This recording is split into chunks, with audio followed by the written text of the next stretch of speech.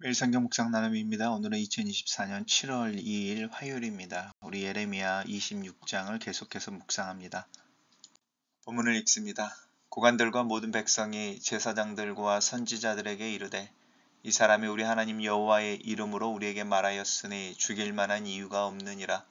그러자 그 지방의 장로 중 몇 사람이 일어나 백성의 온 회중에게 말하여 이르기를 유다의 왕 히스기야 시대에 모레셋 사람 미가가 유다의 모든 백성에게 예언하여 이르되 만군의 여호와께서 이와 같이 말씀하셨느니라. 시온은 밭같이 경작지가 될 것이며 예루살렘은 돌무더기가 되며 이 성전에 사는 산당의 습과 같이 되리라 하였으나 유다의 왕 히스기야와 그 모든 유다가 그를 죽였느냐. 히스기야가 여호와를 두려워하여 여호와께 간구하매 여호와께서 그들에게 선언한 재앙에 대하여 뜻을 돌이키지 아니하였느냐. 우리가 이같이 하면 우리의 생명을 스스로 심히 해롭게 하는 것이니라. 또 여호와 이름으로 예언하는 사람이 있었는데 곧 기란 여아림 스마야의 아들 우리야라. 그가 예레미야의 모든 말과 같이 이 성과 이 땅에 경고하여 예언하매 요아김과 그의 모든 용사와 모든 고관이 그의 말을 듣고 왕이 그를 죽이려 하매 우리야가 그 말을 듣고 두려워 애굽으로 도망하여 간지라. 요아김 왕이 사람을 애굽으로 보내어 곧 악볼의 아들 엘라단과 몇 사람을 함께 애굽으로 보냈더니 그들이 우리야를 애굽에서 연행하여 요아김 왕에게로 그를 데려오매 왕이 칼로 그를 죽이고 그의 시체를 평민의 묘지에 던지게 하였느니라. 사반의 아들 아하감의 손이 예레미야를 도와주어 그를 백성의 손에 내어 주지 아니하여 죽이지 못하게 하니라. 오늘의 본문은 어제 연속되어지는 이야기인데 우리 어제 예레미야가 하나님 성전의 뜰에서 예루살렘과 또 예루살렘 성전에 하나님의 심판, 재앙이 임할 것을 예언했을 때에 그 메시지에 이제 경노한 종교 지도자들이 예레미야를 법정에 세우는 장면이었습니다. 그래서 오늘은 그 법정에서 이제 예레미야의 예언에 대해서 재판이 일어나는데 예레미야를 변호하는 사람들이 등장합니다. 고관과 모든 백성이라고 하는데 이제 성경에서는 이렇게 모든 백성 이렇게 말하는 모든 유대인들 또 유대인 이렇게 말하는 그 어떤 전체를 이야기하는 듯한 표현에 있어서 좀 주의 깊게 볼 필요가 있습니다. 고관들과라고 하는 것은 이제 영향력 있는 관직에 있는 사람들과 또 백성들이 제사장과 선지자들에게 이르되 이 제사장과 선지자들은 이제 제도화되어진 유대교의 종교 지도자들이고 이들의 권력과 권세는 예루살렘 성전에 근거하고 있었죠. 근데 그 예루살렘 성전에 이렇게 어떤 파괴를 예언하고는 이제 예레미야를 향해서 이 사람들이 화를 내고 지금 예레미야를 재판장에 세운 거죠. 근데 이제 고관과 일반 백성들이 이제 예레미야가 하나님, 우리 하나님 여호와의 이름으로 우리에게 말하였고 죽일 이유가 없다라고 예레미야 편을 들어줍니다. 또 그 지방의 장로 중 몇 사람이 일어나서 이렇게 말을 하는데 그 사람들 이제 지방에 있는 장로들인데 예루살렘 근교겠죠.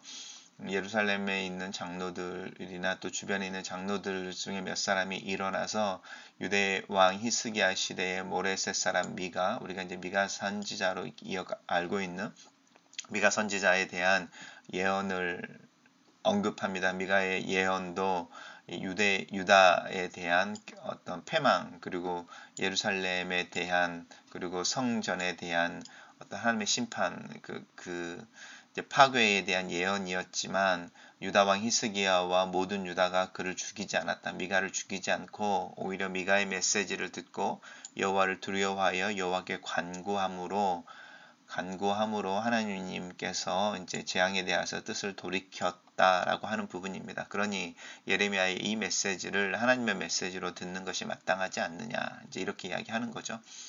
근데 그러면서 이제 또라고 이야기하면서 예레미야와는 다른 이제 이야기가 하나 나옵니다. 동시대 사람이죠.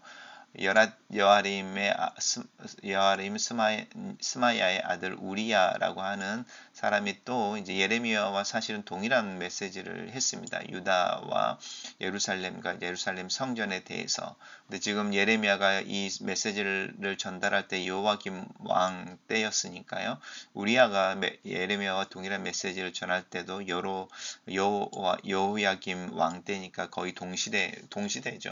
동시대인데 여호와김이 예레미야와 동일한 메시지를 선포한 우리야를 죽이려고 했다라고 하는 부분입니다. 그래서 두려워서 우리야가 애굽으로 도망쳤는데 여호와김이 애굽으로 사람을 보내서 이제 사람 이름이 나오죠. 보내서 우리야를 애굽에서 붙잡아 연행해서 기어이 그 우리야를 죽였다라고 하는 부분입니다. 하지만 예레미야는 이 사반의 아들 아하김이 예레미야를 도와줘서 예레미야를 그 백성의 손에 내어주지 아니하여 죽이지 못하게 한다라고 예레미야의 생명을 보호해 주는 부분입니다. 아무리 어두운 시대여도 하나님의 말씀 앞에 깨어있는 몇 사람들이 있고 또 하나님의 음성 또 하나님의 심판의 메시지 속에 담겨진 하나님의 마음이 무엇인지를 아는 사람들이 있습니다. 단락을 요약해 보겠습니다. 고관들과 모든 백성들이 종교 지도자들을 향해 예레미야가 하나님의 이름으로 예언하니 죽일 만한 이유가 없다고 변호하고 미가 선지자의 일을 기억하는 장로들과 아히감도 예레미야를 도와 그가 죽지 않게 한다. 이렇게 정리해 봤습니다. 묵상 나눔 내용입니다. 죄로 찌들어 있는 예루살렘의 축복과 긍정의 메시지를 선언하는 이들이 선지자로 칭송을 받던 시대에 예레미야는 하나님의 심판을 선포하다가 거짓 선지자로 몰립니다. 하지만 재판을 주관한 고관들은 대중의 기대와 부합한 말을 하느냐가 아니라 여호와의 이름으로 말하느냐로 선지자의 진정성을 판별해야 한다고 말합니다. 우리가 기대하는 것만 하나님의 말씀이 아닙니다. 하나님의 말씀은 하나님의 입에서 나오며 하나님의 마음이 담겨져 있습니다. 장로 몇 사람이 나와서 예레미야를 변호합니다. 예루살렘 성전과 도시의 파괴를 경고하는 예레미야와 같이 과거에도 예루살렘은 폐허더미가 되고 성전 사는 쑥대밭이 될 거라고 예언하는 선지자가 있었음을 상기시킵니다. 바로 히스기야 시대에 활동했던 미가입니다. 예레미야를 사형에 처하려는 예루살렘 백성과 달리 히스기야 왕은 미가를 죽이기는커녕 도리어 미가의 메시지를 듣고 겸손히 회개했습니다. 그러자 하나님은 예루살렘에 내리기로 한 재앙을 돌이키시고 아수르의 침략에서 예루살렘을 지켜주셨습니다. 우리가 2달간 묵상할 예레미야서에는 거북한 심판의 메시지가 가득하지만 여기는 히스기야를 구원하듯이 우리를 구원하시려는 하나님의 마음이 담겨 있음을 기억해야 합니다. 히스기야 왕 때의 미가 선지자와 마찬가지로 여호와김 왕 때 우리야 선지자 역시 예루살렘에 임박할 심판을 예언했습니다. 미가의 경고를 듣고 돌이킨 히스기야와 달리 여호와김은 우리야를 애굽까지 추적하여 붙잡아 기어이 죽였습니다. 내 소망과 내 자존심에 손상을 입히는 말씀을 주실 때에 우리야가 아닌 히스기야처럼 반응하는 것이 참 믿음입니다. 예레미야도 우리야처럼 예루살렘의 멸망을 선언했지만 처형당하지 않습니다. 사반의 아들 아히감이 예레미야를 보호했기 때문입니다. 사반과 아히감은 요시야의 개혁시대에 몸담았던 이들입니다.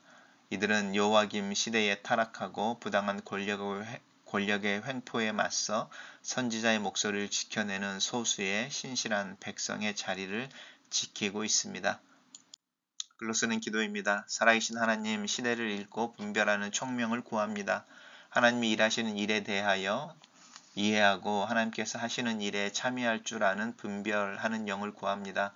사람들의 말을 들을 때 진실을 들을 줄 알게 하시고 다른 이들을 통해 말씀하시는 하나님의 음성을 듣는 귀를 구합니다.